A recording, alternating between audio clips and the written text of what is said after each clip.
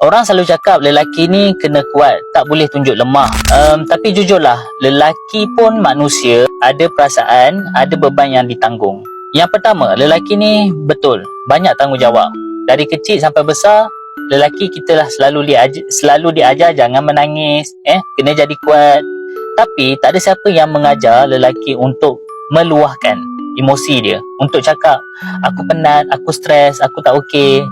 Tambah-tambah bila jadi suami, lagilah nak kena jaga keluarga, nak kena stabilkan kewangan, nak bahagiakan isteri, nak jadi ayah yang baik. Tapi ada tak orang ataupun siapalah isteri ke tanya, awak okey ke, penat ke? Ataupun semua orang kena assume yang lelaki ni kena kuat 24 jam. So, kesihatan mental lelaki ni real.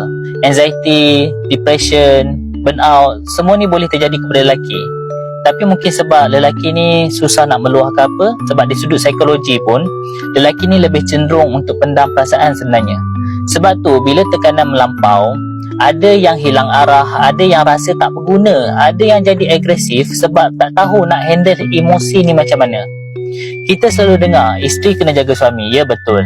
Tapi bukan sebab lelaki ni lemah isteri kena jaga. Sebab lelaki pun manusia, dia pun ada limit dia. Kalau dia diam, kalau dia makin jauh, kalau dia asyik marah-marah, mungkin dia tengah struggle dengan benda yang dia sendiri tak tahu macam mana nak explain. Yalah, sebab seorang lelaki kan pasti akan diuji dengan banyak benda. So jangan anggap lelaki ni macam robot. Kalau nampak dia lain macam je, ada tak kena, tanyalah kan. Kalau dia malas jawab ke teman dia, kalau dia nak luah, dengar tanpa judge. Kesihatan mental lelaki ni pun penting, sebab lelaki yang sihat mental akan jadi suami yang lebih bahagia, ayah yang lebih penyayang, dan manusia yang lebih tenanglah dalam setiap keadaan ataupun ujian. So, korang jangan lupa share video ni sebab ramai lelaki kat luar sana yang mungkin perlukan mesej ni.